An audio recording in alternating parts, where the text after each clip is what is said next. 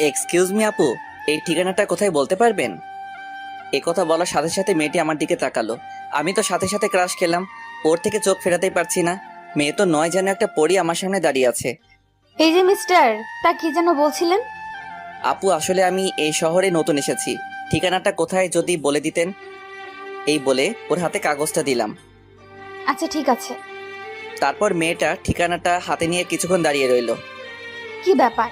এতে তো আমাদের বাড়ির ঠিকানা লেখা আছে। সোজা গিয়ে ডান দিকে যাওয়ার পর 3 নম্বর বাড়িটা। ধন্যবাদ আপু। আচ্ছা, আপনার নামটা কি জানতে পারি? নাম দিয়ে কি করবেন? যান বলছি এখান থেকে। ওরে বাবা, কি রাগ! মনে হচ্ছে এখনই আমাকে কাঁচা খেয়ে ফেলবে।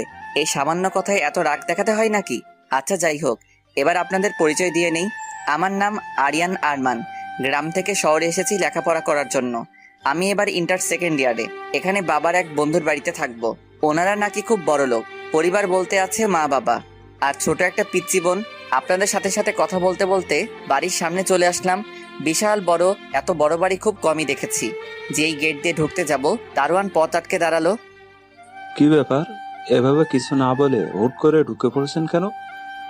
আসলে এই বাড়ির মালিকের সাথে কথা আছে, উনি আমাকে আসতে বলেছে। 1 মিনিট দাঁড়ান, আমি স্যারকে ফোন দিয়ে বলছি। আচ্ছা ঠিক আছে, দেখতে পারেন। তারপর দারোয়ান ফোন দিল। হ্যালো স্যার, গ্রাম থেকে একটা ছেলে এসেছে আর আপনার খোঁজ করছে। ওকে ভিতরে পাঠিয়ে দাও। ওকে স্যার, ঠিক আছে, পাঠিয়ে দিচ্ছি। আপনাকে ভেতরে যেতে বলেছে। তারপর আমি ভিতরে গেলাম। দরজা দিয়ে ভিতরে ঢুকতেই দেখি একটা লোক ভিতরে বসে পত্রিকা পড়ছে। আমাকে দেখেই দাঁড়ালো। আসসালামু আলাইকুম। ওয়ালাইকুম আসসালাম। তুমিই কি জামালের ছেলে? গ্রাম থেকে এসেছো? জি আঙ্কেল। তা বাবা বাইরে কেন, ভিতরে আসো। তারপর ভিতরে আসলাম, ওনার সাথে বসলাম। তোমার বাবা মা কেমন আছে? ভালো আছে। আপনি কেমন আছেন? এভাবে আঙ্কেলের সাথে বসে কথা বলছিলাম। কোথা থেকে একটা মহিলা এসে বলল, কি গো, তুমি কার সাথে কথা বলছো? তোমাকে বলেছিলাম না বাড়িতে মেহমান আসবে। ও কি তোমার সেই বন্ধুর ছেলে? হুম, এবার থেকে ও আমাদের সাথেই থাকবে। ঠিক আছে, ভালো, যেমন তোমার ইচ্ছে। এখন যাও তো, ওকে ওর রুমটা দেখিয়ে দাও। এছাড়া অনেক দূর থেকে এসেছে। বাবা, তুমি আমার সাথে আসো। তারপর ওনার সাথে উপরে গেলাম। আমাকে রুম দেখিয়ে দিয়ে চলে গেল। আমি রুমে ঢুকে তো অবাক। রুমটা অনেক সুন্দর করে সাজানো হয়েছে। ও, আমি তো ভুলেই গেছি, বাড়িতে একটা ফোন করতে হবে। তারপর আম্মুর কাছে ফোন দিলাম, সাথে সাথে রিসিভ করলো। হ্যালো আম্মু, কেমন আছো? আমরা সবাই ভালো আছি। তুই ঠিক মতো পৌঁছাতে পেরেছিস তো? আমি এখন ওনাদের বাড়িতে আছি। শোন, ওখানে গিয়ে কোনো রকম শয়তানি করবি না। ভালো করে মন দিয়ে লেখাপড়া করবি। পেতনিটা কোথায়? এই তো আমার পাশেই আছে। তুই চলে যাওয়ার পর থেকেই মন খারাপ করে বসে আছে। আচ্ছা, ওকে ফোনটা দাও। এই নে ধর, তোর ভাইয়া কথা বলবে। ও হাত থেকে ফোনটা নিল। তা আমার পেতনি বোনটার কি হয়েছে? মন খারাপ কেন? আপনাদের তো ওর নাম বলতেই ভুলে গেছি। ওর নাম হচ্ছে রাজিয়া। এবার ক্লাস 10-এ পড়ে। তুই আবার আমাকে পেতনি বললি? তা তোর মন খারাপ কেন বল? তোর জন্য। ভাইয়া, তোকে অনেক মিস করছি।